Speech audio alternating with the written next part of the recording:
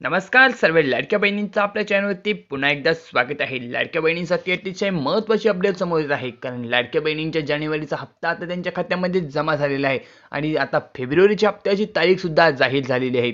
लवकरच त्यांच्या खात्यामध्ये जे पैसे आहेत ते सुद्धा मिळणार आहेत. त्याची सुद्धा सविस्तर अपडेट आपण या व्हिडिओच्या माध्यमातून बघणार आहोत.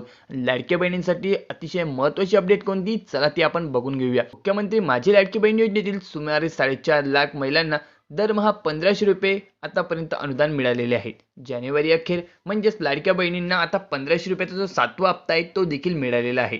शासनाने आता कडक नियम करण्याचा निर्णय घेतल्याने निराधार योजना आणि लाडकी बहीण योजनेतील कोणत्या योजनेचा आपण लाभ घ्यायचा असं सुद्धा संभ्रम महिलांच्या मनामध्ये आलेला आहे.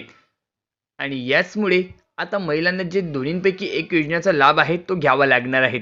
आपण बघू शकता की दोन्ही योजनांचे जे पैसे आहे ते 1,500 रुपये प्रमाणे मिळत आहे.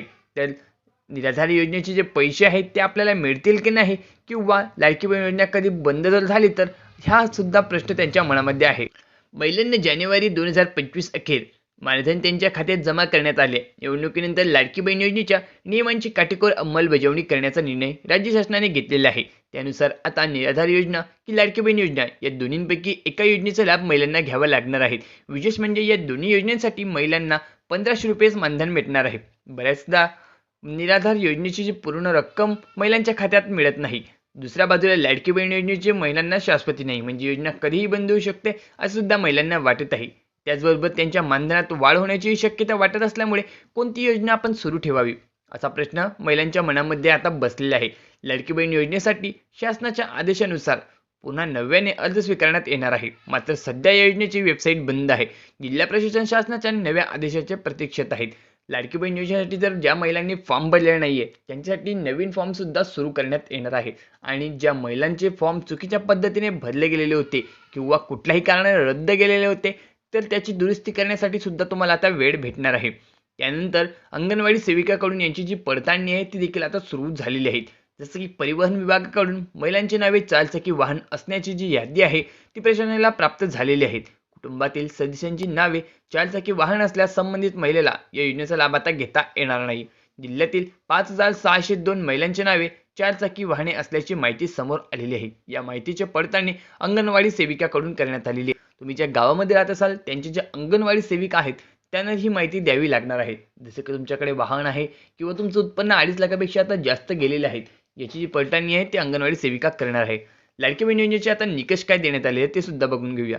कुटुंबाचे वार्षिक उत्पन्न 2.5 लाखापेक्षा जास्त नसावे. 2 हेक्टरपेक्षा अधिक शेतजमीन नसावी.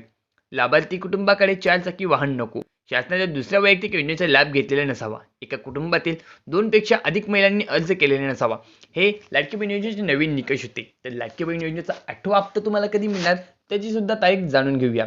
तर लाडकी बहीण योजनेचा जो 7वा हप्ता आहे तो संपूर्ण महिलांच्या खात्यामध्ये जमा झाला. त्यासोबतच लाडकी बहिणी योजनेचा जो हप्ता आहे म्हणजेच 8वा हप्ता 20 तारखेला तुम्हाला मिळणार अशी माहिती जी न्यूजमध्ये आहे ती व्हायरल झालेली आहे. तर आपण बघू शकतो की लाडकी बहीण योजनेचा जो हप्ता असतो तो प्रत्येक महिन्याच्या शेवटचा हप्ता म्हणजेच 4थ्या आठवड्यामध्ये तुमची जी रक्कम आहे ते तुमच्या खात्यामध्ये देण्यात येत असते. म्हणजेच 20 तारखेपासून तुमच्या अकाउंटमध्ये जे पैसे आहेत 8व्या हप्त्यात 1500 रुपयांप्रमाणे तुमच्या खात्यामध्ये डीबीटी करण्यात येणार आहे. आता तुम्हाला हे माहीत करून घेणे अत्यंत महत्त्वाचे आहे, कारण भरपूर चॅनलवरती जी खोटी माहिती आहे ती पसरवली जात आहे की लाडकी बहीण योजनेचे पैसे आता जमा झालेले आहेत, खात्यामध्ये पैसे जमायला सुरुवात झालेली आहे.